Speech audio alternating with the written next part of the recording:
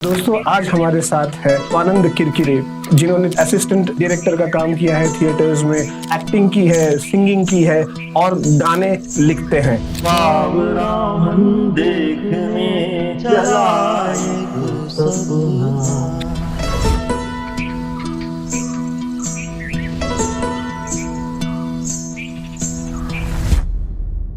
स्वानंद बहुत बहुत शुक्रिया रीडिफ पॉडकास्ट पे आने के लिए। Thank you so much. शुरुआत करते हैं कि आपका सफर हमारे दर्शकों को बताएंगे कि इंदौर की गलियों से लेकर बॉलीवुड की चकाचौंध तक आपका सफर कैसे रहा।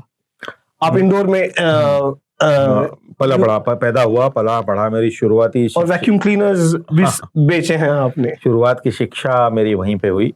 मध्यम वर्गीय परिवार में पला बढ़ा। मेरे इंदौर का एक छोटा सा मोहल्ला, इंदौर एक मध्य प्रदेश का शहर है, लेकिन जिसकी जैसे बड़ौदा है वैसे इंदौर के राजा जो थे वो होलकर थे। मराठी स्टेट था वो, तो मराठा स्टेट में होने की वजह से बहुत सारे हमारे पूर्वज वहाँ पे मराठी बोलने वाले लोग वहाँ गए थे और मराठी भाषिक लोगों की बड़ी संख्या है इंदौर में। बहुत लोग हैं जो मराठी भाषा में बात करते हैं और बहुत सारे लोग हैं जो हिंदी भाषा में बात करते हैं। तो मेरे ऊपर दोनों संस्कार इक्वल रूप से आए, हिंदी के ज्यादा क्योंकि वो मध्य प्रदेश के शहर है। घर में संगीत का माहौल था तो कानों पर संगीत पड़ा और ऐसे में एक छोटे से मोहल्ले रामबाग में मैं बड़ा हुआ। जैसा सबके लिए होता है, फिल्मों का फिल्मी दुनिया का क्रेज। मेरे चाचा जी नाटक करते थे, इसलिए नाटकों का क्रेज, और उस क्रेज के चलते एक सपना सजने लगा था मन में कि हाँ यार, किसी एक दिन हम भी इस दुनिया में जाएंगे। रास्ता आपको नहीं पता होता, आप सिर्फ सपना देखते हो, फिर सपना रास्ता बनाता है। तो सपना सजने लगा था, देखा जाने लगा था। अलग अलग फिल्में, हर तरह की फिल्में देखना शुरू किया। घर में कला का माहौल थोड़ा बहुत था, इसलिए दूरदर्शन पे जो कला फिल्में आती थी उसके बारे में भी बात होती थी। कमर्शियल फिल्में तो देखते ही थे। समझ नहीं आ रहा था क्या करेंगे, थिएटर करने लगे और ऐसे में मुझे किसी ने बताया कि आपको नेशनल स्कूल ऑफ ड्रामा जो है दिल्ली में, वहां जाना चाहिए। अब national school of drama Delhi में जाने के लिए ये था कि वहां पे तो 650 रुपए महीने की, उस वक्त पे तो और भी कम, 450 रुपए महीने का स्टाइपेंड मिलता है। 450 रुपए महीने में से 200-250 रुपए तो आपकी एजुकेशन फीस और सब कट जाता है, तो आपके हाथ में महीने के 150 रुपए आते हैं। तो 150 रुपए में दिल्ली में महीना कैसे कटेगा ये तो, और घर वालों से उम्मीद नहीं थी कि वो उस वक्त इस तरह से शिक्षा का भार वहन कर सकते थे। तो नेशनल स्कूल ऑफ ड्रामा जाने की इच्छा लिए तो किसी ने, एक कंपनी थी यूरेका फोर्ब्स नाम की, उसमें वैक्यूम क्लीनर बिका करते थे, तो किसी ने कहा कि भाई वहां पे अगर कमीशन पे काम करोगे तो 25-30 हजार रुपए महीने का तो आराम से काम हो जाता है अगर आप door to door vacuum cleaner में अच्छी सेल करो तो। 150 से 25,000। हाँ, तो 25,000 तो मुझे लगा कि यार 2 साल ये काम करते हैं, कुछ एक सब्सटैंशियल अमाउंट इकट्ठा करते हैं और फिर नेशनल स्कूल ऑफ ड्रामा का इंटरव्यू देंगे और फिर वहां जाएंगे तो अपने पास पैसे होंगे, फिर कोई दिक्कत ही नहीं, एफडी होगी 2 लाख रुपए की। मतलब इतना आसान सा एक ख्वाब सजाया था, लेकिन नहीं पता था कि वैक्यूम क्लीनर बेचना भी कोई बहुत आसान बात नहीं होती और ऐसे शहर में जो धूल से भरा हो। उस वक्त भी दिल्ली में धूल थी। इंदौर में धूल थी और दिल्ली में भी धूल थी, वो अलग धूल, लेकिन हमारे भारतीय शहर जो होते हैं उसमें धूल होती ही है। हम बिना धूल के शहर नहीं होते हमारे यहाँ की मिट्टी जो डस्ट है वो एक बहुत अविभाज्य अंग है। इसीलिए हमारे यहाँ पे जैसे गाय वापस लौटती है तो उसको गोधुली बोलते हैं, गोधुली बेला, क्योंकि वो गाय के आने से जो धूल उड़ती है। हाँ। और वो पोल्यूशन नहीं होता, धूल होती है जी।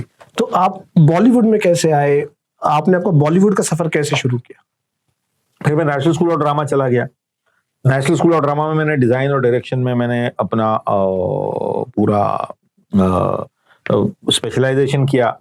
वहां पे मैंने एक नाटक किया। मैं थिएटर का डायरेक्टर रहा हूं, मैंने नाटक बहुत सारे डायरेक्ट किए हैं। तो वहां पे मैंने अपना नाटक डायरेक्ट किया जो नेशनल स्कूल ऑफ ड्रामा के रेपर्टरी कंपनी के साथ था, भगत सिंह और साथियों के दस्तावेज। तो भगत सिंह के ऊपर वो नाटक बेस्ड था, तो मैंने लिखा भी था। और वो नाटक देख के हमारे यहाँ की एक मुंबई की प्रोड्यूसर है जो दूरदर्शन की काफी जानी मानी प्रोड्यूसर हुआ करती थी, मंजू सिंह जी, जिन्होंने एक कहानी जैसे धारावाहिक बनाए थे, शो टाइम जैसे धारावाहिक बनाए थे। और अगर आपको याद होगा तो अगर आपने अमोल पालेकर की, ऋषिकेश मुखर्जी की गोलमाल पिक्चर देखी होगी तो गोलमाल पिक्चर में उनकी छोटी बहन का काम किया था। बहुत सुंदर काम है वो, बिल्कुल कभी भूलता नहीं। तो वो मंजू जी दिल्ली में आई थी राइटर ढूंढने के लिए, क्योंकि वो 50वां साल था भारत की आजादी का, और वो दूरदर्शन पे एक भगत सिंह को लेके एक सीरियल बना रही थी, 50 एपिसोड का, 52 एपिसोड का। तो उनको राइटर चाहिए था, और उन्होंने मेरा प्ले देखा और उनको समझ में आया कि ये तो तैयार है, जिसके इसका रिसर्च पूरा हुआ है। तो मैं वो सीरियल लिखने के लिए मैं मुंबई में आया। जब तक सीरियल चला तब तक मंजू जी ने मेरा बहुत ख्याल रखा, मैं रहा, और उसके बाद में जब सीरियल बंद हुआ उसके बाद में मैं फिर आसमान के नीचे आ गया, और फिर मुझे समझ में आया कि अब बम्बई मतलब क्या होता है। फिर भटकना, रहना, ढूंढना, जगह बनाना, वो थोड़ा सा समय उसमें गया। वो करते करते एक वक्त ऐसा आया कि मैं सुधीर मिश्रा जी से मिला।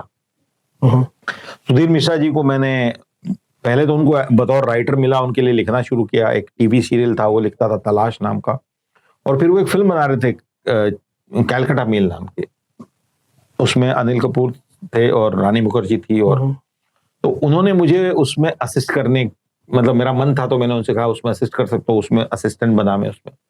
और उसमें असिस्टेंट बनने के बाद में फिर एक फिल्म इंडस्ट्री की जर्नी शुरू हुई।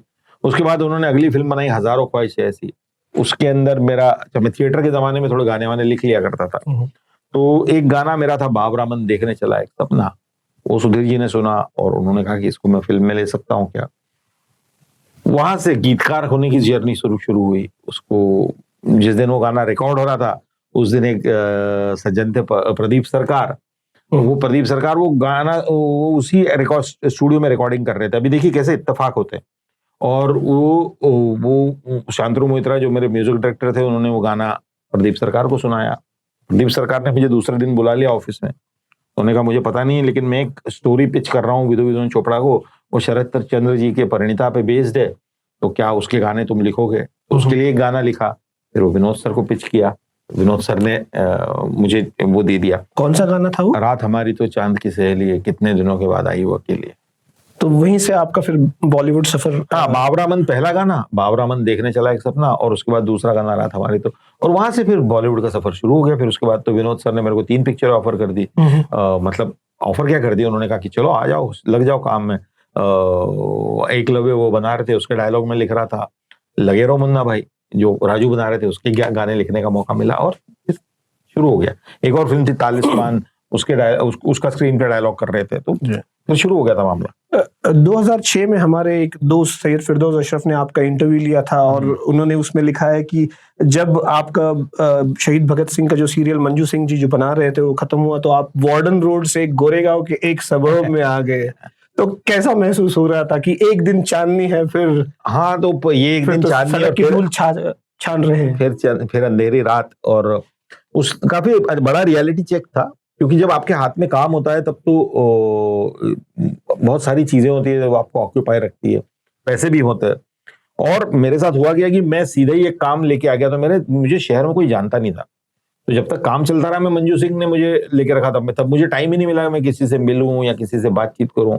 और मुझे तब तो बिल्कुल ही अच्छे से वार्डन रोड पे रहता था, वार्डन रोड के अलावा उनके अलीबाग वाले बंगले पे रहता था, तो वहां जाता था, वहां से यहाँ आता था। और उसके बाद में फिर ऐसा हुआ कि अब एक कमरा किराए पे लेना है, तो कहाँ लेंगे, तो फिर वो गोरेगांव में शिवधाम महाड़ा में लिया। ओके। और फिर बंगले से एक छोटे कमरे में। हाँ, तो वैसे छोटे कमरे में कोई दिक्कत नहीं थी, हम तो वैसे ही बड़े छोटे कमरों से ही आए हुए लोग हैं। तो छोटे कमरे से ज्यादा दिक्कत ये थी कि आप इनसिक्योरिटी के उस दुनिया में आ जाते हो जहाँ सारे लोग घूम रहे हैं, आपको दिखाई देते हैं कि अरे भाई इतने सारे लोग घूम रहे हैं जिनके पास काम नहीं है, जो काम की तलाश में घूम रहे हैं। जमाना पेजर का होता था, वो उसमें मैसेज आते जाते। हाँ, मतलब वो भी नहीं था, मतलब सेलफोन भी नहीं था, तो पेजर में मैसेज आया कि पीसीओ पे दौड़ो, ₹1 डालो, उसको फोन लगाओ, पता लगा कि अरे यार कोई ऐसे ही प्रमोशनल मैसेज था, या कोई अच्छा ऐसे ही हेलो करने के लिए किसी ने फोन किया था।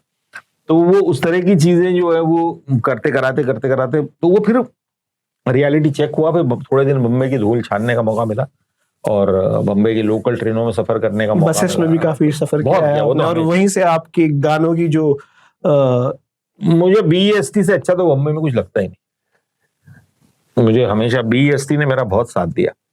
इवन लोकल ट्रेन में मुझे बहुत अच्छा लगता है, इतनी सुंदर डिसिप्लिन्ड। हालांकि बहुत ओवर क्राउडेड होता है और बहुत दिक्कत होती है लोगों को, लेकिन मैं फिर भी कह रहा हूँ कि उस क्राउड का एक जो मेथड है वो माइंड ब्लोइंग है। और अगर वो किसी और जगह होता तो वो अभी तक तो सब कोलैप्स हो गया होता सिस्टम। लेकिन वो चलता है क्योंकि एक डिसिप्लिन में यहाँ का आदमी, मुंबई का आदमी चलता है।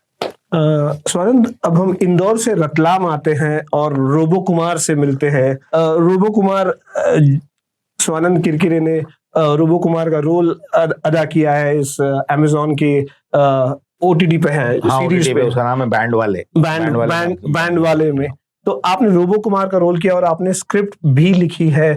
और अभी मैं शुरुआत में देख रहा था कि एक जो फर्स्ट सीन है वो कॉलेज के बच्चे बैठे हैं और कोई पहली किस की कविता गा रहा है। क्या वो कविता आपने लिखी है? तो क्या वो कविता बोलेंगे और बताएंगे कि वो डेविड को उस कविता से क्या तकलीफ हो रही है, वो क्यों बच्चों पर इतना कहता है कि रस्टिकेट करने? क्योंकि छोटे शहर में अगर कोई कॉलेज में वो होता क्या है कि वो कहानी की शुरुआत में वो हमारी जो राइटर है मरियम, हमारी जो कहानी के जो किरदार है, मेन किरदार है मरियम, वो एक छोटे से शहर में कविताएं लिखती है। तो वो एनोनिमस रूप से कॉलेज के जहाँ पे वो कॉलेज की मैगजीन छपती है ना, वहां पे अपनी कविता डाल देती है।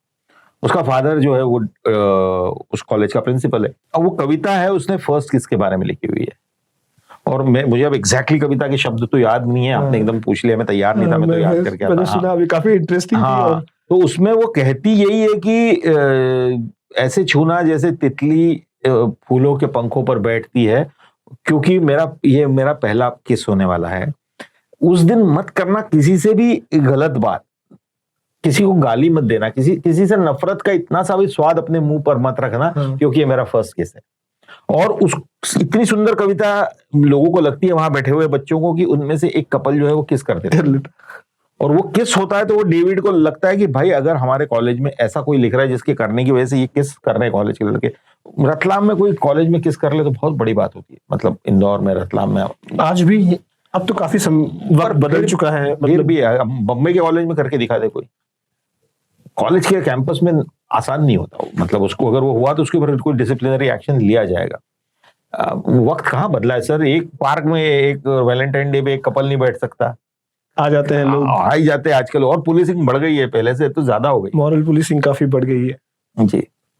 उस वक्त आप जब एनएसडी में थे तो आपको लगा था कि आप इस मकाम तक पहुंच पाएंगे, जहां तक जो भी मकाम है आज आप जहां पहुंचे हैं, उस वक्त आपको कैसा महसूस हो रहा था? उस स्ट्रगल्स के बारे में सर कहाँ पहुंचेंगे तो आज भी नहीं पता। वो तो सिर्फ ये था कि चलना है। और इस जैसे देखिए, जो इस फील्ड में जो लोग आते हैं ना, वो इसलिए नहीं आते कि अभी भी, आज भी इसलिए नहीं आते कि ये बहुत अच्छा करियर है, कि इसमें कोई किसी दिन आपके पास 100 करोड़ आ जाएंगे, इसलिए कोई नहीं आता। इसलिए आते हैं क्योंकि ये फील्ड आपको अच्छी लगती है और इसमें आपको काम करना है। आप फेल होने के लिए, बाकी सब करियर ऐसे होते हैं जिसमें लोग इसलिए आते हैं कि वो करियर बहुत अच्छा। इवन मैं जर्नलिज्म में भी बोल रहा हूँ, जर्नलिज्म में इसलिए कोई नहीं आता कि ये करियर बहुत अच्छा है, इसलिए आता है क्योंकि मुझे करना है, मुझे इस जगह को कर। लेकिन जैसे कोई कॉर्पोरेट में कोई इंजीनियर इसलिए बनता है, कोई डॉक्टर इसलिए बनता है, कोई एमबीए इसलिए करता है क्योंकि उसको मालूम है कि यार ये करियर लुक्रेटिव है, इसके अंदर में यहाँ से मैं आईटी में जाऊंगा, यहाँ से यहाँ पहुंचूंगा। वो लगभग गारंटीड है एक जगह से दूसरी जगह पहुंचना। इसमें कुछ पता ही नहीं है। तो जब निकले थे तो कुछ भी नहीं पता था, जीरो पता था। ये नहीं पता था कि एक दिन भी काम मिलेगा, ये नहीं पता था कि कोई किसी को आपका काम, जैसे वो मरियम की लड़ाई है बैंड वाले में, वही हमारी भी लड़ाई होती थी कि पहली बात तो ये कि अपना काम लोग खरीदेंगे, लोगों को अच्छा लगेगा कि नहीं, और दूसरी लड़ाई ये है कि अपना काम अच्छा है कि नहीं, इस लायक भी है कि नहीं कि लोगों को पसंद आएगा। तो ये दो लड़ाई आप कॉन्स्टेंटली लड़ रहे होते हो, और उसके बीच में धीरे धीरे चीजें खुलने लगी और चीजें होने लगी। और खुशनसीब हूं कि मेरे साथ ऐसे इंस्टेंसेस हुए कि लोग मुझे काम देते चले गए। लेकिन मैं डेफिनेटली ये कहूंगा कि मुझे नहीं पता था। मैं सिर्फ, वो कहने की बातें नहीं है, सच बात है कि इट्स नॉट अबाउट द मंजिल नहीं की बात नहीं है, सफर को एंजॉय करने की बात है। तो मैंने तो सफर एंजॉय किया है, आज भी कर रहा हूँ। बैंड वाले के रोबो कुमार के बारे में कुछ बताइए। ये किरदार जो है वो आपके पास आया या आप उस किरदार के पास गए? कैसे तय हुआ कि आप ही रोबो कुमार? हाँ, तो रोबो कुमार एक डिल्यूजनल लवर है। मैं इंदौर में पला बड़ा हूं, मैंने ऐसे बहुत सारे लोग देखे हैं जो मिथुन को कॉपी करते हैं, जो जैकी श्रॉफ को कॉपी करते हैं। आपकी हेयर स्टाइल मिथुन से प्रेरित है? थोड़ी सी मिथुन से प्रेरित है, लेकिन मैंने उसको बहुत मिथुन को नहीं कॉपी करते हुए हमने उसको थोड़ा एल्विस प्रिस्ले बनाया है। एग्जैक्ट।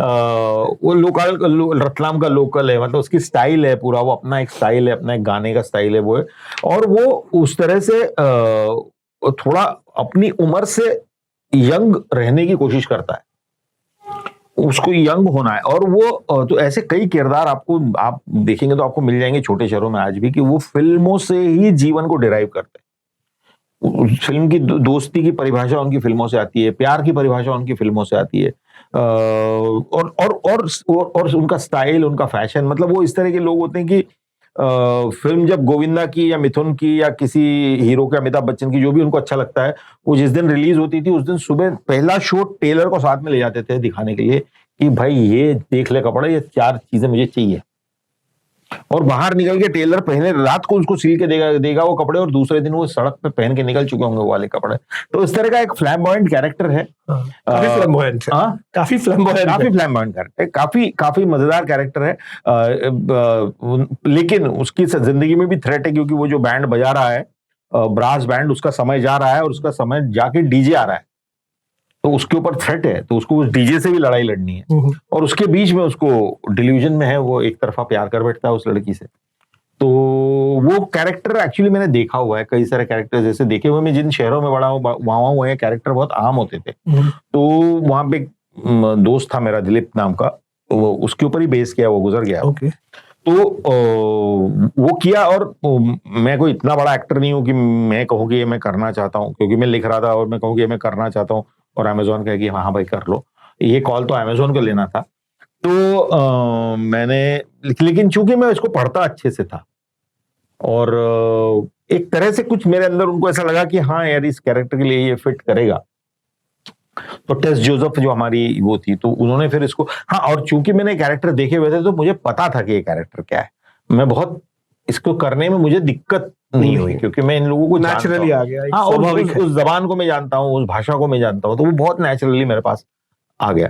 फिल्मों की तरह ही चलते हैं, उनका हाव भाव पूरा फिल्म में, मतलब ये जो लोग होते हैं ना थोड़ा सा स्लो चलते हैं ताकि लोग मुझे देख लें, एग्जैक्ट है ना। तो वो एक हीरो, खुद को हीरो महसूस करने वाला एक आम आदमी। और फिल्म के कैरेक्टर्स के जो नाम है, रोबो कुमार, डीजे साइको, और मैना, ये सब, मतलब ये बहुत मतलब गांव का या रूरल फील काफी आ जाता है। हाँ, आपको लगता है कि ये जो शहरी ऑडियंस है उनके साथ पसंद तो कर रही है काफी हाँ, नहीं, शहरी ऑडियंस को भी मजा तो आता ही है वो सब देखने में, और वैसे कैरेक्टर आपको हर कहीं दिख ही जाते हैं। अब जैसे मरियम जो है वो काफी अर्बन है लड़की, मतलब उसके अंदर कोई ऐसा उसकी कविताएं, उसकी एस्पिरेशंस, वो तो हर कहीं, देखिए हम शायद बम्बई शहर में बांद्रा में भी रहे, लेकिन एक एस्पायरिंग लड़की तो छोटे शहर की लड़की से मिलती जुलती ही है, क्योंकि उसकी, हमारी मध्यम वर्गीय परिवारों की लड़ाइयां वही होती है, फादर मदर, संस्कार, ये करना चाहिए, राइट, रिबेलियन आना पड़ता है, रिबेलियन लाना पड़ता है। ऐसा हमारे यहाँ पूरी तरह से अभी भी नहीं हुआ है कि भाई तुमको जो करना है करो, तुम घर से आजाद हो जाओ, 18 की उम्र में तुम अपने घर से निकल जाओ, जो मर्जी है करो। बच्चों की लड़ाई आज भी होती है, माँ बाप कुछ चाहते हैं कि नहीं पढ़ लो, लिख लो, ये करो। तो मुझे नहीं लगता कि इसमें ऐसा कुछ है जो इंडियन ऑडियंसेस को एसोसिएट, इंडियन क्या, मुझे तो बाहर से फोन आ रहे हैं, बाहर एसोसिएट हो रहे लोग। हाल ही में एक फिल्म काफी चर्चा में है, 80, काफी रेव रिव्यूज मिले हैं, और फिल्म भी काफी अच्छी है, एक सोशल मैसेज भी है फिल्म में। उसके लिए आपने गाना लिखा है माई तेरी याद। ये गाना लिखते वक्त आप कैसा महसूस कर रहे थे? क्योंकि देखिए ये गाना जो है ना, अनुभव सिन्हा जी ने मुझे, और सुधीर मिश्रा जी और अनुभव जी दोस्त है, तो अनुभव जी ने मुझे सुधीर जी को बोला कि आप स्वानंद के साथ मिलकर गाना तैयार करो, क्योंकि अनुभव जी बोले कि मैं नहीं चाहता कि मैं इसमें पढ़ूं, आपको जो लगता है गाना इस फिल्म के लिए होना चाहिए वो आप बना दो। वो जिस सीक्वेंस पे आना था, वो सीक्वेंस था जो बिल्कुल सबसे ब्रूटल सीक्वेंस है उस फिल्म का, जहां पे वो घटना होती है, वो कुकृत्य जिसको बोलते हैं वो किया जा रहा है। तो मुझे सुधीर जी ने बोला और अनुभव जी ने बोला कि तुमको फिल्म देखनी है क्या? मैंने कहा मुझे मत दिखाओ, मुझे मत देखो। मैं सिर्फ ये थोड़ी सी स्टोरी मैंने समझी कि क्या है वो स्टोरी, और उसके बाद में फिर सुधीर जी और मैंने थोड़ा सा ये किया, और हमको ऐसा लगा कि एक लड़की की जर्नी की कहानी होनी चाहिए, क्योंकि ये पूरा जो समय, ये जो पूरी लड़की की जर्नी जो है ना, क्योंकि वो आप अपने घर से जब निकलते हो तो आपको आज बोला जा रहा है कि सब सुंदर है, स्कूल जाते हो, ये करते हो, वो करते हो। स्कूल में भी आपको बोला जाता है कि this world is yours, you can achieve anything, you can, the sky is your limit.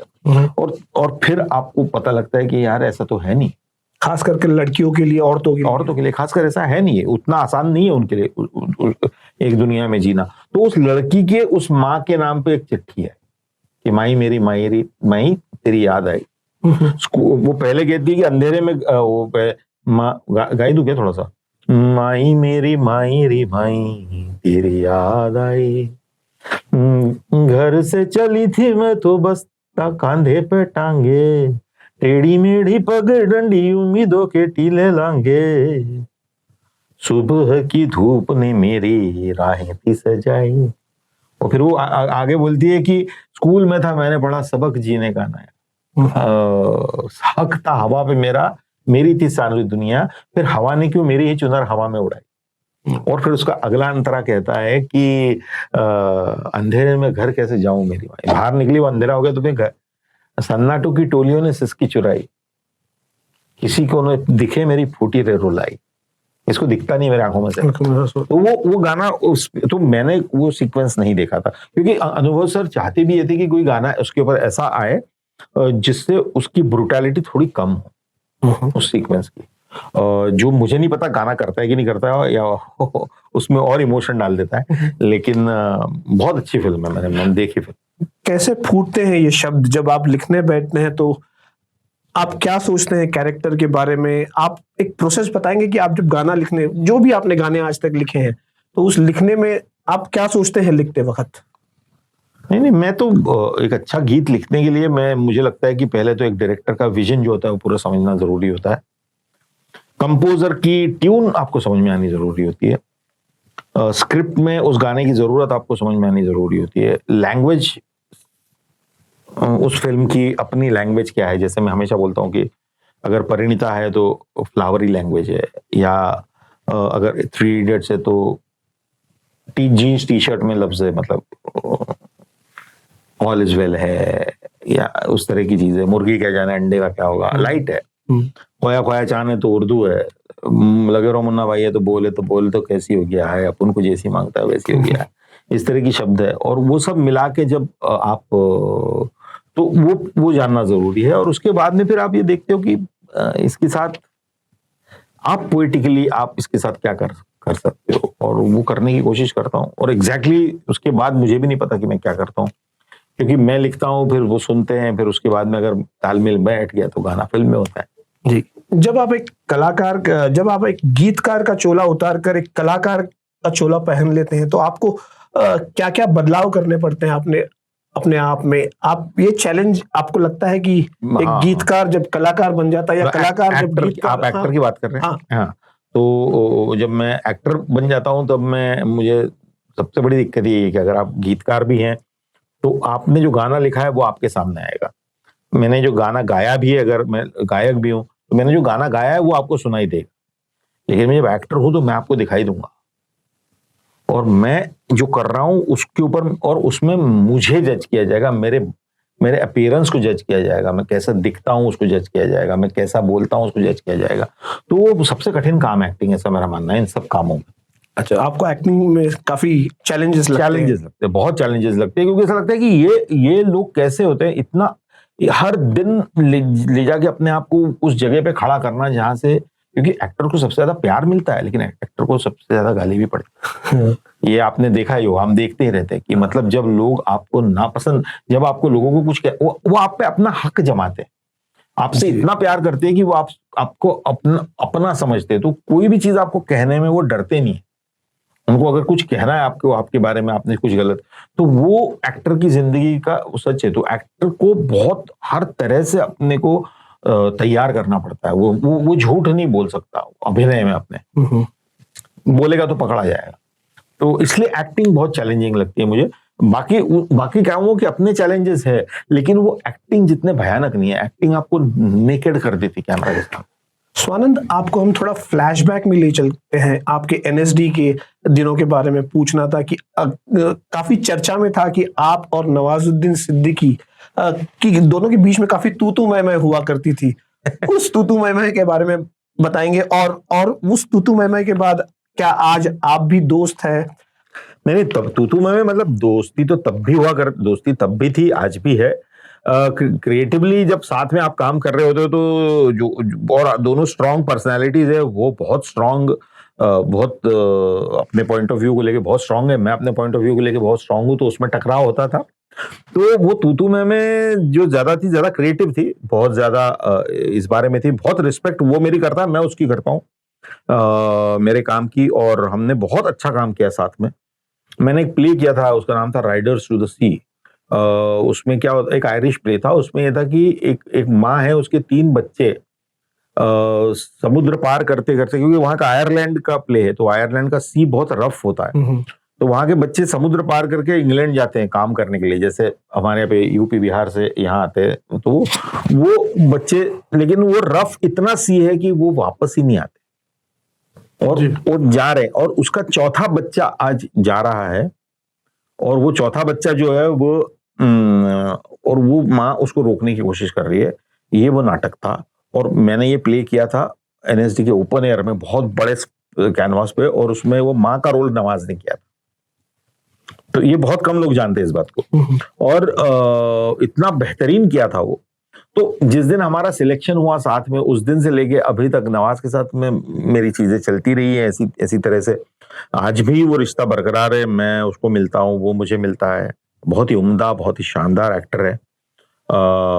उससे एक्टिंग के मामले में तो मैं उससे बहुत कुछ सीखता हूँ, क्योंकि मैं उसको देखता हूँ, ऑब्जर्व कर रहा हूँ, और आज नहीं कर रहा हूँ मैं, जब से वो एक्टिंग कर रहा है तब से। मेरे क्लास में, मेरे बैच में बहुत अच्छे एक्टर्स थे, नवाज उनमें से एक था, और नवाज को मैं तब भी जानता था जब मैंने उसके साथ पहली बार एंट्रेंस एग्जाम दिया था। मुझे मालूम था कि ये बंदा बहुत आगे जाएगा, क्योंकि वो इतना अच्छा था। और तो उसमें कोई मुझे कभी शक ही नहीं रहा कि नवाज के बारे में। ये रहा कि हाँ, कभी उसको देर हुई, जितना जल्दी मिलना चाहिए था उसको नहीं मिला, लोगों के नजरिया बदलता रहा। तो और आज भी हम टच में हैं, बातें करते हैं, मिलते हैं। और एक सवाल इसी से जुड़ा है, जब आपने नवाजुद्दीन सिद्दीकी को सरफरोश में उस रोल में देखा, जहां जेल में एक छोटा सा सीन है, बंदूक की गोली मारते हैं, और वहां से कहानी का जो आईबी इंस्पेक्टर है, तो आपको लगा था वो छोटा सा रोल देखकर, जैसे आपने अभी कहा कि आपको उसी वो छोटा सा रोल देखते, वो रोल देखने के लिए 2 बार गए थे हम लोग। यार वो कितना, कोई रोल इतना कैसे किया है, इतने छोटे कैरेक्टर्स को इतना अच्छा एक्टिंग करते हुए आप कब देखते हो? बहुत रेयरली दिखते हो सिनेमा में। तो वो तो था, और उसी समय मैं तो कह रहा हूँ, मुझे तो और पहले पता चल गया था। दुनिया को लगा होगा, दुनिया को लगा होगा वो रोल देख के, लेकिन दुनिया को भी लगा होता तो दुनिया उसी समय उसको रोल दे देती। दुनिया को भी लेट लगा वो, थैंक्स टू अनुराग कश्यप। और मुझे आज भी याद है, हम एक फिल्म बना रहे थे, सुधीर जी, अनुराग कश्यप ने वो लिखी थी, और हम उसके ऑडिशंस कर रहा था। मैं असिस्टेंट डायरेक्टर था, तो मैं उसके ऑडिशंस कर रहा था ऑब्वियसली। तो उसमें एक कैरेक्टर के लिए मैंने अपने एनएसडी के सब लड़कों को ऑडिशन करते थे, तो उसमें एक कैरेक्टर के लिए नवाज को ऑडिशन किया था। तो वो जब देखा था, तो अनुराग ने बोला था ये तो वो सरफरोश वाला है, और मैं इसको जानता हूँ, ये बहुत अच्छा एक्टर है, मैं एक दिन इसको देखना बढ़िया रोल दूंगा, मैं इसको एक दिन बड़ा रोल दूंगा। और वो बहुत दिनों बाद अनुराग ने किया, लेकिन अनुराग इज द, वो मुझे शब्द नहीं भूलते, वो अपने अनुराग ने जितने लोगों को इस इंडस्ट्री में चांस दिया है, उतना मुझे नहीं लगता शायद किसी ने दिया। और जितने लोगों को का करियर, मतलब बहुत लोगों ने किया, लेकिन अनुराग ने ब्लाइंड फेथ किया लोगों पे, ऐसे लोगों पे ब्लाइंड फेथ किया जिनकी मैं और राजकुमार हिरानी की पिक्चर में भी था, हम पहली मुन्ना भाई में नवाज का एक छोटा सा रोल था, लेकिन इतना बढ़िया करता था वो, इतना अच्छा है वो रोल। न्यूयॉर्क में उसका एक रोल था, वो बहुत अच्छा था। तो ये बात दोस्ती और दुश्मनी की बात करें तो एक थोड़ा डिफिकल्ट सवाल है। बॉलीवुड में आपके या हिंदी फिल्म इंडस्ट्री में आपके दोस्त कौन है, दुश्मन कौन है? और जब नवाज शरीफ से आपकी, नवाज सिद्दीकी से आपकी नवाज शरीफ से आपकी में होती तो क्रिएटिवली कौन जीतता था? नहीं नहीं, ऐसा कुछ नहीं। हम नवाज की तो हो गई बात, हाँ। लेकिन बॉलीवुड मतलब मुंबई शहर में दोस्ती है, कोई दुश्मन तो है नहीं। कई बार इधर उधर की बातें हो जाती है, कुछ एक आध दूसरे से मनमुटाव हो जाता है, पर दोस्ती ही है। सब लोग काम करने आए हैं, काम करना चाहते हैं, और बहुत अच्छे दोस्त कुछ हैं जिनके साथ में मैंने काम किया है और बहुत काम करता हूँ। मतलब सुधीर जी है, उनको दोस्त क्या कहूँ, वो बड़े भाई है मेरे, और उनके साथ में मैंने सब कुछ सीखा है। विनोद चोपड़ा सर है, जिनके साथ में मैं हमेशा काम करना मजेदार रहा है, मजा आता है उनके साथ। मेरे प्रदीप सरकार जी थे, वो चले गए। राजू हिरानी है, राजू हिरानी के साथ काम करने का बहुत, वो दोस्त है, उसके साथ काम करने का बहुत मजा आता है। और दोस्त सिर्फ वो दोस्त नहीं, वो नहीं होते जो आपको काम से काम हो, दोस्त वो होते हैं जो आपको बिना काम के भी आपसे दोस्ती रखे। तो इन लोगों के साथ उस तरह की दोस्ती है। दोस्ती मुझे तब पता चली कि क्या होती है जब मैं थोड़ा बीमार पड़ा था एक वक्त पे, और उस वक्त पे ये सब लोग जिस तरह से दौड़ के आए थे मेरे लिए, उस समय समझ में आया था कि हाँ भैया दोस्त है यहाँ पे बम्बई में मेरे। किसी ने खूब लिखा है, और ये शायद एक फिल्म का भी गाना है, ये बम्बई शहर हादसों का शहर है। जी। तो आपके साथ कोई हादसा हुआ है ऐसा जो आपको जिंदगी भर याद रहेगा इस शहर में? ऐसे मेरा आना, मेरा जो होना, मेरा मेरा काम कर पाना, ये हर एक चीज हादसे पे हादसा ही है। अच्छा हादसा है, बस मैं इतना ही कहूंगा। खूबसूरत हादसा है। बाकी बम्बई ने मुझे सारे रंग दिखाए हैं, सभी को दिखाती है। मैं अच्छे की बात इसलिए करता हूँ क्योंकि मैं चाहता हूँ कि जो ये पॉडकास्ट सुने उनको अच्छा सुनाई दे। मैं उनको डराना नहीं चाहता कि अरे इसमें यहाँ बुरा भी होता है। बुरा भी हुआ है, लोगों ने स्क्रिप्टें भी चुराई हैं, लोगों ने एन वक्त पे धोखे भी दिए हैं, वो सब हुआ है। लेकिन वो सब क्यों बात करनी है उसके बारे में, वो तो गया हो गया। कभी इस बात का एहसास होता है कि इस शहर के लिए एक गाना लिखना चाहिए, यह बम्बई मेरी जान टाइप का कोई गाना कभी लगता कभी है? मौका मिला तो जरूर लिखूंगा। मैंने कई शहरों के बारे में गाने लिखे हैं, न्यूयॉर्क के बारे में लिखा है मैंने, इंग्लिश में मैनहट्टन। हाँ। और मैंने बनारस के बारे में लिखा है गाना। तो बम्बई के वही नंबर आएगा तो लिखेंगे मुंबई के बारे में। जरूर जरूर। लेकिन बाबरा मन देखने चला एक सपना, एक बहुत अलग तरह से इसी शहर के बारे में गाना है। एक शहर का बहुत इम्पैक्ट है, एस्पिरेशनल है कि एक सपना है। एक फिल्म थी कल, यस्टरडे एंड टुमारो, उसमें मैंने लिखा था, शहर चलता ही रहता है रुकता नहीं, दिन रात के आगे यहाँ झुकता नहीं जी। और रोशनी ख्वाबों की दमकती है, आस का तारा मगर दिखता नहीं। कल, यस्टरडे एंड टुमारो। जब आपने सुधीर मिश्रा जी के साथ असिस्टेंट तक काम किया तो कहते हैं कि आपने सेट्स पे स्वीप किया है, मतलब आप सेट्स में काम करते थे तो स्वीपिंग सेट्स एंड असिस्टिंग, तो ये जो आपका ये वो वक्त रहा है, क्या वो आपके गानों में उभर कर आता है? जी, अब मैंने पता नहीं स्वीपिंग सेट्स तो नहीं किया है, शायद स्वीपिंग तो मैंने फिल्म में की है। स्वीपिंग सेट्स तो नहीं किया, पर हाँ मतलब हम थिएटर से आते हैं तो थिएटर के लोगों को स्टेज पे झाड़ू लगाना कोई बहुत बड़ी बात नहीं है। आप जो काम जहाँ कर रहे हो वो आपकी कर्म भूमि है, उसको साफ करना आपका काम है, आपका रखते हो, उसको साफ रखते हो। तो हम नाटक वाले तो बल्कि खुशी से और अपने इच्छा से ये सब काम करते रहे। तो मेरी तो ट्रेनिंग नाटक की है, तो सिनेमा में मुझे उस तरह से बहुत फायदा ही हुआ है, क्योंकि आप ये मेरा काम, ये तेरा काम नाटक नहीं करता। नाटक ये कहता है कि मेरा पूरा नाटक मेरा काम, तो इसमें जो करना है वो मैं खड़ा हो जाऊंगा। अगर मुझे कोई बोलेगा कि लाइट पकड़ के खड़ा होना है, खड़ा हो जाऊंगा। कोई बोलेगा कॉस्ट्यूम डिपार्टमेंट में इसके साथ जाके कॉस्ट्यूम खरीद के लाओ, तो ले आऊंगा। तो ये सब मैंने किया है, और इसी नाटक से और इसी सिनेमा से मैं गाने लिखना सीख पाया हूँ, और यही मेरी दुनिया है। तो मुझे आप जैसा पूछ रहे हैं वैसा बिल्कुल सही है कि मेरा नाटक, सिनेमा से गीत, उसका इन सब चीजों से मेरा लेना देना रहा ही है, इसी ने मुझे सिखाया है। आपने बावरा मन 1997 में लिखा था, लेकिन वो हिट हुआ 2003 में जब हजारों 2005 में 5 में ओके, वो तब हिट हुआ। तो ये जो बीच का वाकया था 8 साल का, आप एक घोस्ट थे 6-7 साल तक जब आपने गाना लिखा और ये हिट हुआ, और उसके बाद आप लोगों के सामने उभर कर आए।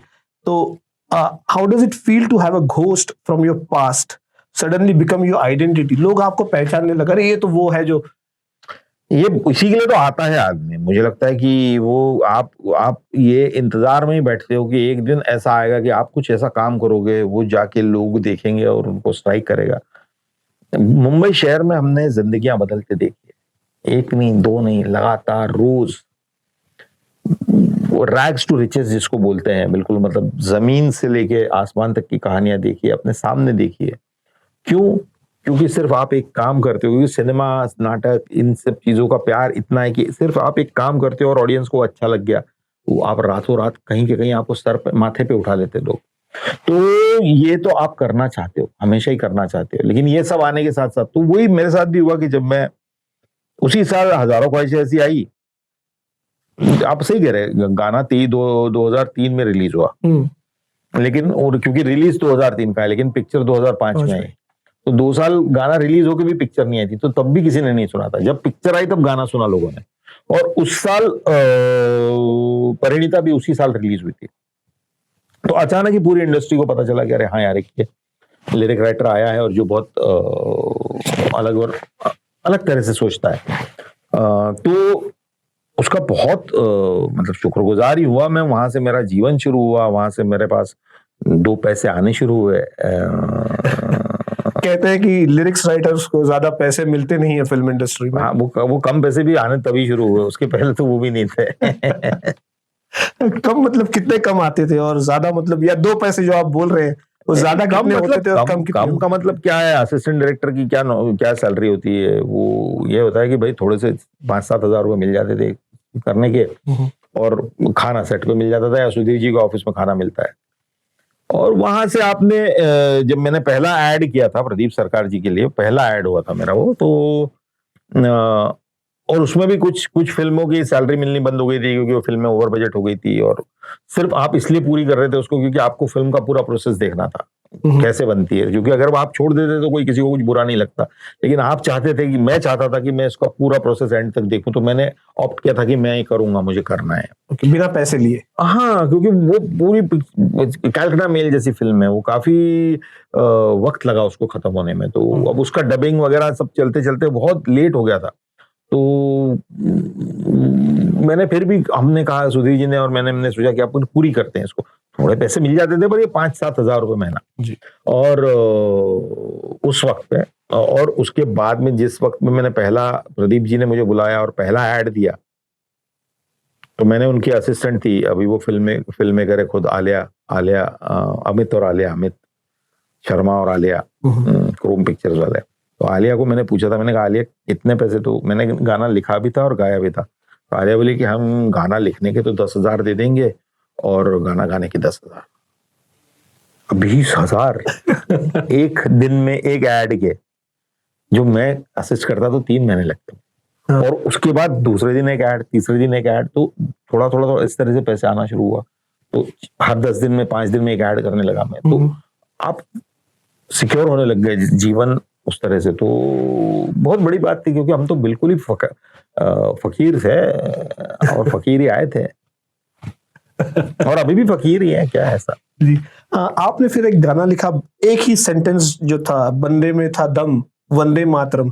आपने सीधा गांधीवादी वैल्यूज जो होती है उनको जेन जी तक पहुंचाया, या काफी जो यंग थे गुनगुनाने लगे, काफी फेमस हो गया ये गाना, और आपने वो काफी प्रीची नहीं था, और वो यूज काफी मतलब फेमस हो गया वो। हाँ, आज भी बजता है। हाँ, एग्जैक्टली। इस गाने में आपने कोई लाइन लिखते वक्त स्ट्रगल किया? काफी लंबा गाना है। नहीं, मुख्य लाइन जो है उसकी, बाकी सब तो गाना हो गया था, बाकी गाने में इतना कोई दिक्कत नहीं थी।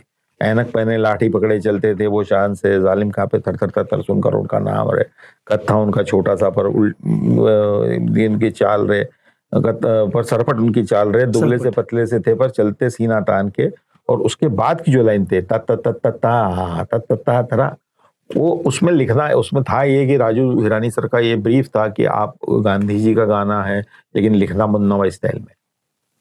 तो अगर मुन्ना भाई गांधी जी को याद करेगा तो कैसे करेगा? तो उस लाइन को लाने में हमको बहुत मेहनत करनी पड़ी, और वो एक कलेक्टिव एफर्ट था। राजू विनोद चोपड़ा सर और शांतनु मोइत्रा, और घस घस के 15-20 दिन तक रोज मीटिंग कर रहे। एक लम्हा आया जब ये लाइन मिली कि बंदे में था तब बंदे में, काफी मतलब हिला डाला, और सब खुश हो गए उसमें। हाँ। क्या ये जो गाना है वंदे में कदम वंदे मातरम, इस गाने से प्रेरित है? दे दी हमें आजादी बिना खड़क बिना ढाल, साबरमती के संत नहीं, उस ने कर गाने दिया से प्रेरित है, मतलब हाँ, मतलब गांधी जी के बारे में जब गाना लिखना होता है तो ये सारे गाने तो है ही, लेकिन इस गाने उन गानों से अलग गाना लिखना काफी। और उसकी भाषा अलग रखनी चाहिए। तो क्योंकि वो अगर उस भाषा में लिखना होता तो गांधी जी के बारे में गाना लिखना थोड़ा और आसान पड़ता। आमिर खान आपको सॉन्ग डॉक्टर कहते हैं, कहीं तो मैंने पढ़ा है। मुझे कोई नहीं तो, पता। हाँ।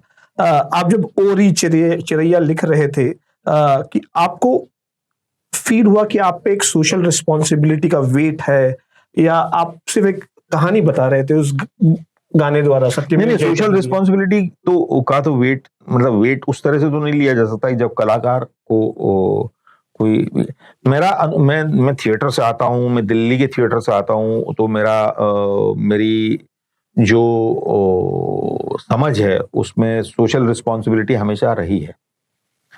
मैं इशू नाटकों में भी और कहीं पे भी मैंने इश्यूज को लेके बहुत सारे नाटक किए भी है और गाने लिखे भी है।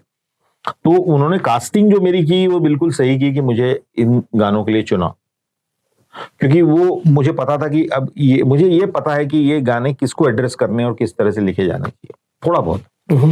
लेकिन उसमें जो सबसे अच्छा प्रभाव रहा वो उस 5 घंटे की डॉक्यूमेंट्री का रहा, वो जो सत्यजीत भटकल और स्वाति ने बनाई थी। और वो डॉक्यूमेंट्री में, क्योंकि क्या होता है, ये सारे सोशल रिस्पॉन्सिबिलिटी वगैरह जो आप बोलते हो, ये इश्यूज जो होते हैं, ये आपको और मेरे को, सबको, यहाँ बैठे हुए सब लोगों को पता है कि क्या होते हैं। लेकिन जब वो डॉक्यूमेंट्री दिखी तो उसका जो इम्पैक्ट मेरे ऊपर आया कि ये कितनी भयानकता है, तो उसके बाद में फिर वो, और अगर सोशल रिस्पॉन्सिबिलिटी का गाना सोशल रिस्पॉन्सिबिलिटी की तरह लिखा जाएगा तो फिर उसका कोई मतलब नहीं है। उसको लोगों के दिल तक पहुंचाना है, एक एपिसोड एक तरफ और उस एपिसोड का सार ये गीत। तो आपको जब भी ये गीत सुने तो पूरा का पूरा एपिसोड रिमाइंड होना चाहिए, उस पूरी के पूरे एपिसोड में देखी हुई हर चेहरा याद आना चाहिए, हर लड़की की कहानी याद आनी चाहिए। तो उस तरह से लिखना था, तो वो रिस्पॉन्सिबिलिटी आपको ये थी कि हाँ, इसको अच्छे से लिखना है। और खुशी ये है कि मैं लिख पाया। कभी कोई गाना लिखते वक्त, बोल लिखते वक्त रोना आता है? एक आपका ही गाना आपको रुला दे? होता है, कभी कभी होता है, जैसे ओरी चिरैया में हुआ था। वैसे ही मेरा, अगर आपने बैंड वाले पूरा देखा तो उसकी एंड की पोएम में नॉक नॉक नॉक, वो लिखते लिखते मुझे आंसू आ गए थे, और वो सुन के लोगों को भी आ रहे हैं। तो कई बार ऐसा होता है कि आपको आंसू आ जाते हैं लिखते लिखते, और मेरे साथ तो मैं थोड़ा जल्दी रोता हूँ। मैं तो अच्छी फिल्म बुरी फिल्म सब फिल्मों में रोता हूँ। तो मैं तो लोगों को लगता है कि उन्होंने अच्छा सीन कर दिया, मैं भले ही दुनिया को खराब लग रहा हो, लेकिन मुझे इमोशन आ गया कि मैं रो दिया, ऐसा होता है। तो आपको मतलब एक एहसास होता है कि आपने, आपका जो भी आपको जब रोना आता है, क्योंकि मैं भी आपके जैसे फिल्म्स देख के काफी रोता हूँ और आंसू टपकते रहते हैं, लेकिन उस रोने के बाद ऐसा लगता है कि हाँ, बहुत मतलब यू फील एक कंफर्ट। रोने के बाद में, हाँ, रोने के बाद में आप खाली होते हो, रोने के बाद में। और रोना एक बहुत सुंदर बात है, मुझे लगता है कि रोना अगर आए तो रो देना चाहिए। है क्या, आंसू है क्या, अल्टीमेटली आपका एक एक्सप्रेशन है जो बाहर आता है कुछ पानी के फॉर्म में, और उसको लेके हमारे यहाँ पे बहुत ऐसी बातें होती है कि रोना नहीं चाहिए यार, रोना नहीं, अरे रो मत, रो मत, रो क्यों मत, रो ले, ऐसा बोलना चाहिए। ये रोने से तो हल्का हो जाएगा, और रोना अच्छी बात है। तो मैं रोने को उस तरह से, अगर आपको कोई चीज दुख देती है, तकलीफ देती है या खुशी देती है, आंसू छलकेंगे, और वो छलकना अच्छी बात है, छलकने दीजिए। आपने 3 नेशनल अवार्ड्स जीते हैं, 2 गानों के लिए और एक मराठी फिल्म चुंबक के लिए as a supporting actor. Which award feels more surprising when you look at it? आज जब आप देखते हैं तो क्या आपके लिए वो सरप्राइज? चुंबक सरप्राइज था मेरे लिए। चुंबक के लिए जो नेशनल अवार्ड मिला वो सरप्राइज था मेरे लिए, क्योंकि मैंने एक्टिंग का नेशनल अवार्ड मैं जीतूंगा ऐसा मैंने कभी सोचा। गाने का तो फिर भी मैं लिख रहा था गाने, और बहुत सारे गाने में लिख रहा था, तो और अच्छी फिल्मों में गाने लिखने का मौका मिला, तो कहीं ना कहीं सोचा नहीं था कि मिलेगा, लेकिन जब मिला, तुम राजू हिरानी की फिल्म के साथ आप जुड़े हुए हो तो वो अलग होता है कहानी। लेकिन जब चुंबक के लिए मिला, और वो भी ऐसी फिल्म जो ज्यादा लोगों ने उस तरह से देखी नहीं है, मराठी फिल्म, और तो उसके लिए जब अवार्ड मिला तो मुझे बहुत, मैं बहुत दूर कट्ठीवाड़ा करके एक जगह है ट्राइबल बेल्ट में, वहां पे कुछ रिसर्च करने के लिए गया हुआ था। कहाँ पे? कट्ठीवाड़ा? कट्ठीवाड़ा गुजरात और मध्य प्रदेश के बॉर्डर पे है। ओके। तो वहां पर मैं कुछ रिसर्च करने के लिए गया हुआ था और वहां पे ये वहां बारिश हो रही थी और बारिश के बीच में मुझे फोन आया था कि तुमको अवार्ड मिला है। तो काफी मजेदार बात। कैसा हुआ, रोए थे? नहीं रोया तो नहीं था, लेकिन हाँ खुश हुआ था, बहुत खुश हुआ था। आपने हिंदी और मराठी फिल्मों में दोनों तरह की भाषाओं में की फिल्मों में काम किया है।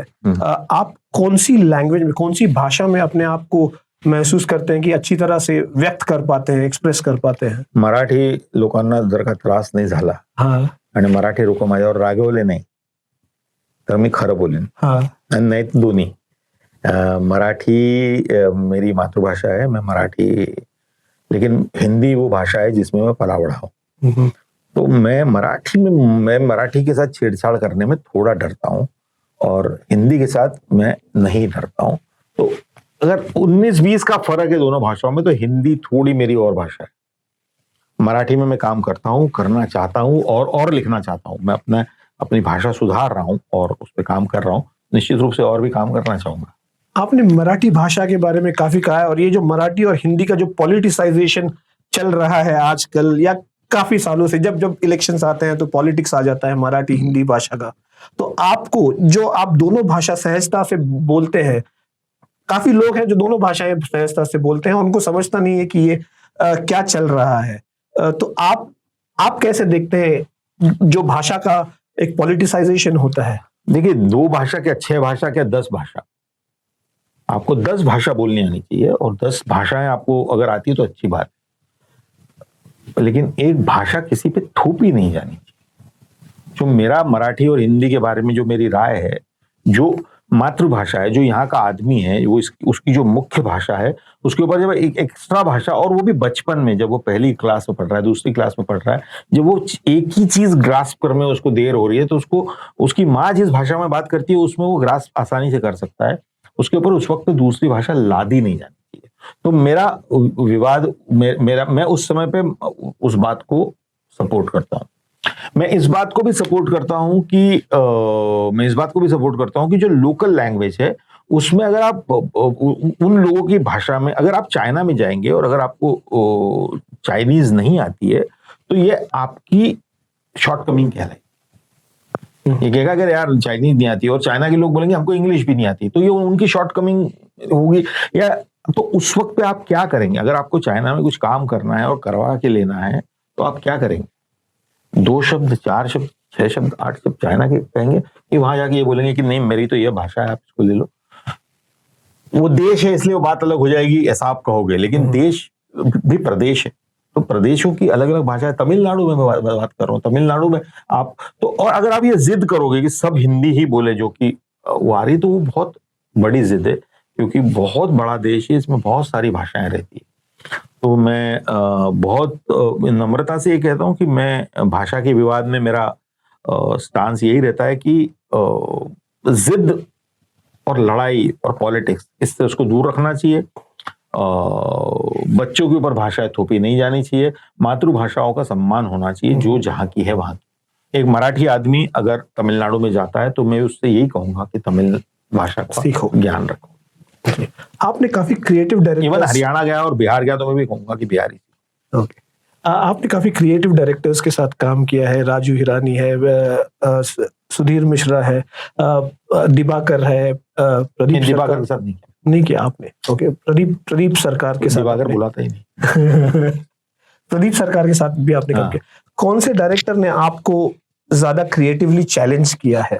वैसे तो सभी ने किया है, वैसे देखा जाए तो, लेकिन राजू के साथ एक अलग इक्वेशन रहती है। राजू के साथ में, राजू सभी को थोड़ा एक्स्ट्रा चैलेंज करता है, तो थोड़ा सा आप जहां हो उससे आगे पुश करने के लिए वो थोड़ा, क्योंकि वो खुद अपने ऊपर उतना काम करता है। वो जो उसने लिखा है उसी को वो बार बार लिखता है, बार बार उसको अलग अलग तरीके से देखता है, तो वैसे ही वो आपके साथ भी करवाता है। तो राजू थोड़ा सा ज्यादा समय और वक्त लगता है उनके साथ काम करने में, और मजा भी आता है, काम बहुत, रिजल्ट जो आता है वो जबरदस्त आता है। कोई एक वाकया बताएंगे जब ये आपके साथ हुआ? और नहीं ऐसा कुछ नहीं हुआ, मतलब ऐसा तो वह एक वाकया मतलब ये है कि मैंने जैसे जैसे ऑल इज वेल गाना है, उसके नई नई करते हुए मैंने और राजू ने 25 से 30 अंतरे हमने फाइल करके रखे हुए। राजू की ऑफिस में एक प्रथा है हमेशा की, जो भी मैं कागज पे लिखता हूँ मैं, तो जो भी मैं कागज पे लिखता हूँ तो मैंने अच्छा लिखा है, बुरा लिखा है, जो भी लिखा है या फाड़ के फेंका है, उस डाल दो फाइल में, क्योंकि पता नहीं उसमें से कुछ अच्छी चीज मिल जाए जो आपने कही थी कि यार मुझे अच्छी नहीं लगी। तो उसमें वो 25 के आसपास के अंतरे एक फाइल में लगे हुए हैं, वो इतनी मोटी फाइल है, उसमें से हमने निकाल के 2 अंतरे ऐड भी बना दी थी एक, राजू और ने। ये सच है कि आप एक साल में 400 फिल्में देखते हैं? एक साल में देखी थी मैंने, एक साल में, और अब तो सभी लोग देखते हैं यार ओटीटी पे। मैंने तो तब देखी थी जब फिल्में देखना अलाउड नहीं था। 10वीं में था मैं, फर्स्ट ईयर में था मैं कॉलेज के, और 365 दिन कॉलेज के एक फिल्म रोज देखते थे लगभग, और उसके अलावा एक मध्य प्रदेश का फिल्म फेस्टिवल हुआ था, ये कहने की बात है लेकिन हाँ लगभग, मतलब हर दिन एक पिक्चर देखी थी, समझ लीजिए लगभग। आप हमेशा संपूर्ण सिंह कालरा के बारे में बात करते हैं। गुलजार साहब, अगर लोग पहचानेंगे नहीं संपूर्ण सिंह कालरा, लेकिन गुलजार साहब के बारे में लिखते हैं। कौन सा गीतकार रहा है जो जिससे आप सबसे ज्यादा प्रेरित हुए हैं, या जिसके गाने आपको सबसे ज्यादा पसंद है? हमने नाम ही ले लिया, संपूर्ण सिंह कालरा साहब, मतलब गुलजार साहब जो है मेरे मानस गुरु है, और उन्हीं के गीतों को सुन के मैंने गीत लिखना शुरू किया। ये कहेंगे तो बुरी बात नहीं होगी, गलत बात नहीं होगी, उनको सुन के लिखना शुरू किया। और उसके बाद में मेरे जीवन में जो एक गीतकार है जो इन्होंने मेरे सामने गीत लिखे, वो थे पीयूष मिश्रा, जिनके साथ मैं एक्ट वन नाम के एक ग्रुप में एक्टिंग करता था, मैंने ज्वाइन किया था। वहां पे वो गाने लिखते थे, एक्टिंग करते थे, नाटक लिखते थे, तो मैंने उनको वहां लिखते हुए देखा था। तो गुलजार साहब के गाने जो अच्छे लगते थे, और वो कोई लिखता है उस तरह के गाने अपने सामने के सामने, वो दोनों चीजें जब मैंने देखी तब मेरा ऐसा हुआ कि यार ये मुझे भी करके देखना चाहिए, मुझे लिख के देखना चाहिए। तो वो लिखने शुरू किए, और फिर गुलजार साहब की वजह से, गुलजार साहब के गाने सुनते सुनते बाकी लिरिसिस्ट को भी सुनने लगा, कान उसकी तरफ भी जाने लगा। शैलेंद्र जी, साहिर लुधियानवी, मजरू सुल्तानपुरी, आनंद बख्शी, बड़े फेवरेट, राजेंद्र किशन, कैफी आजमी साहब, नाम लीजिए। फिर हिंदी सिनेमा का तो बहुत इतिहास भरा पड़ा अच्छे लिरिसिस्ट।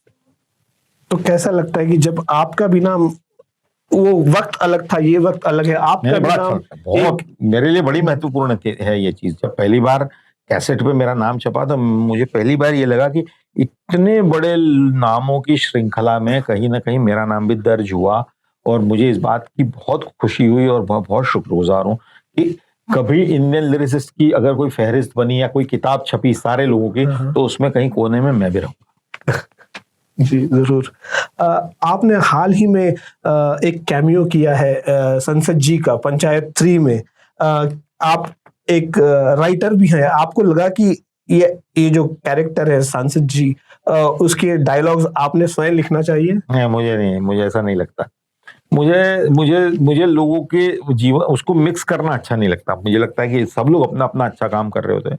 जब आप पंचायत के सेट पे जाते हो तो आप पंचायत के सेट के लोगों की बात सुनते हो, वहां का राइटर है, वहां की सब चीजें। मेरे में ताकत नहीं है कि मैं सब कुछ सुधार दूं, मैं शायद बिगाड़ ही दूंगा। और वो अच्छा खासा चलता शो है, उसमें तो इतना प्यार मिलता है उस शो को, और उस कैरेक्टर को भी, जो सांसद का कैरेक्टर, उसको इतना प्यार मिला है। चौथे सीजन में भी मैं हूँ, 3rd सीजन, 4th सीजन में भी हूँ, और 5th में भी हूँ। मतलब 5th सीजन में भी मेरा होना है। तो वो जब भी हो रहा है आएगा।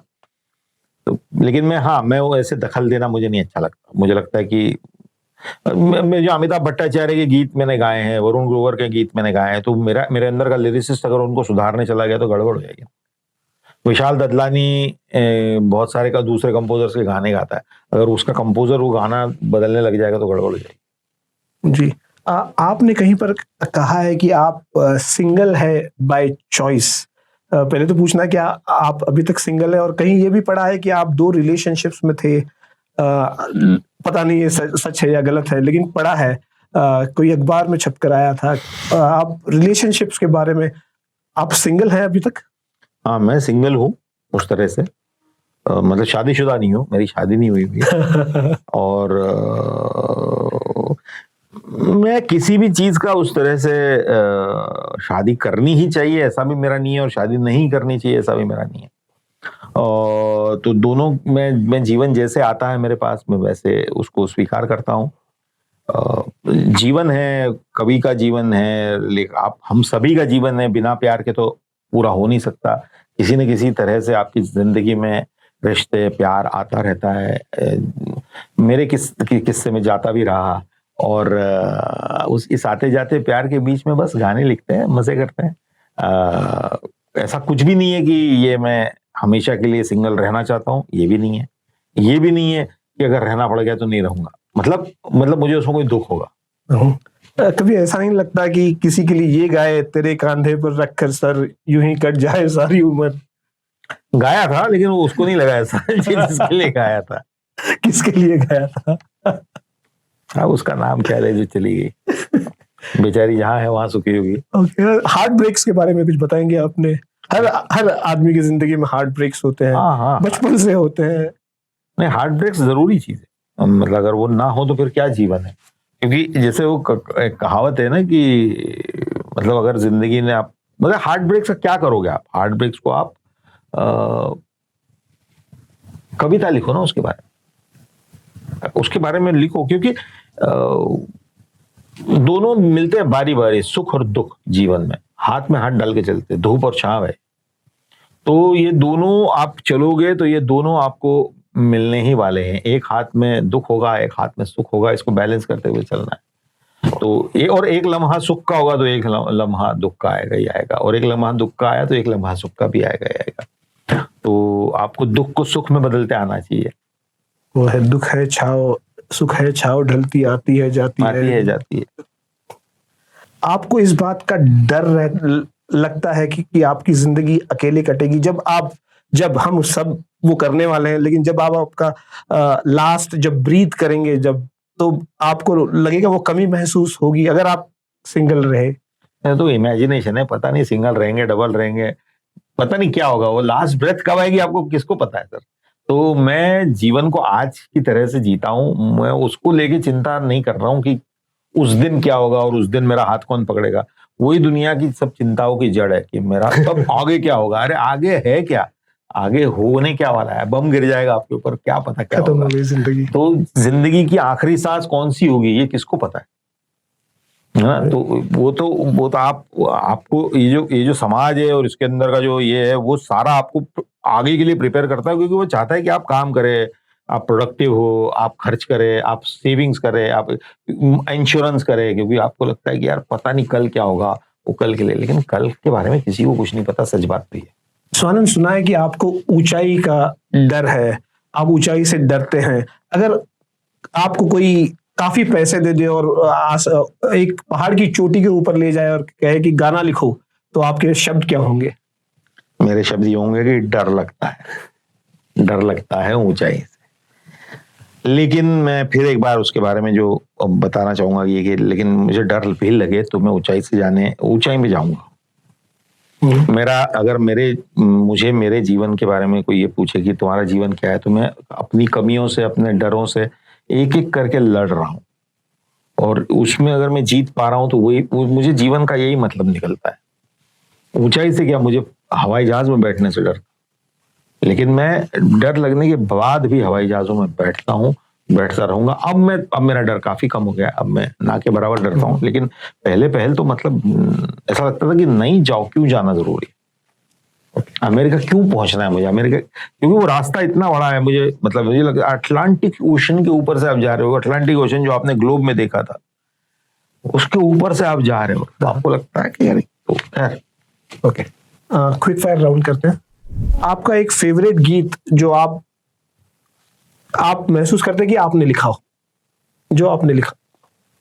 तो बहुत गीत हैं यार, बहुत ही सारे गीत। कोई भी एक गीत जो गीत मुझे लगता है कि मेरा कुछ सामान तुम्हारे पास पड़ा है, गुलजार साहब। 116 चांद की रातें और तुम्हारे कांधे का दिल। एक एक्टर जिसके लिए आप you would have love to write for that actor? Songs और डायलॉग्स और व्हाटएवर। सॉन्ग पुराने जमाने में कोई भी एक्टर सिंगर किशोर कुमार। क्यों? वो भी मेरे आइडल रहे हैं। आप लिखते वक्त कॉफी पीते हैं या चाय पीते हैं? मैं एक्चुअली काली चाय पीना पसंद करता हूँ। एक ऐसा शब्द जो आप ओवर यूज करते हैं आपके लिरिक्स में? सपना। Toughest starting over moment in Mumbai? To basically to start to live here, to survive, to make friends with the city, क्योंकि वही सबसे बड़ा झगड़ा रहता है कि आपको शहर से दोस्ती करनी होती है, बाद में फिर शहर से दोस्ती हो जाती है, फिर सब हो जाता है। A role that you have performed or a song that you have written that scares you because it's too personal? No, nothing is personal because it's all there in now public domain, and there are so many personal things. रात हमारी तो चांद की सहेली है is one song which is very very personal song for me. And every song of mine is personal to some extent. Theater rehearsal or recording studio, which feels more like play? Theater is. Why? That's my वो हमारी जमीन है, वहां पे हम पैदा हुआ है, और वहां पे जो करने को क्रिएटिविटी करने के मतलब वहां पे जो करने को मिलता है उसमें एक शेयर जॉय है। रिकॉर्डिंग स्टूडियो में कोई बुराई नहीं है, लेकिन थिएटर स्टूडियो में जो रिकॉर्डिंग स्टूडियो का मजा ले पाए हैं वो थिएटर की वैसे ही ले पाए। If not lyrics, singing or acting, what profession would Swanand Kirkire have ended up in? Direction. Direction क्यों नहीं हो पा रहा अभी तक? मुझे पूछना था ये कि आप अभी तक कोई फिल्म क्यों नहीं डायरेक्ट कर पा रहे? पूछ रहा हूँ प्रोड्यूसरों से क्यों नहीं हो रहा है। क्या दिक्कत आ रही है? क्या दिक्कत आ रही है आपको? 2 पैसे बनाने दो पिक्चर मेरे को। You once said fame is borrowed. When everything fades, awards, applause, popularity, what do you hope remain of your work? Nothing remains. That's my this thing, and nothing should and would remain. कुछ नहीं रहेगा, सब खो जाएगा। वक्त के आंधी में हम आए हुए लोग हैं, वक्त की आंधी में यहाँ नाच के चले जाएंगे, कोई और आएगा, कोई और नाचेगा। तो मुझे नहीं लगता कि कुछ भी ऐसा करने के लिए जीना चाहिए कि मैं अमर हो जाऊं, क्योंकि अमर कोई नहीं हुआ है। स्वानंद किरकिरे, बहुत बहुत शुक्रिया रेडियो पॉडकास्ट में आने के लिए। Thank you so much. Wonderful talking to you. Wonderful talking. सबका डिमांड है और यही डिमांड मेरे एडिटोरियल कलीग्स के साथ भी आएगा। आप अगर आपका एक कोई भी बाबरामन देखने चला एक सपना, कौन सा गाओ? बाबरामन? हाँ हाँ, ये वो कैमरा है।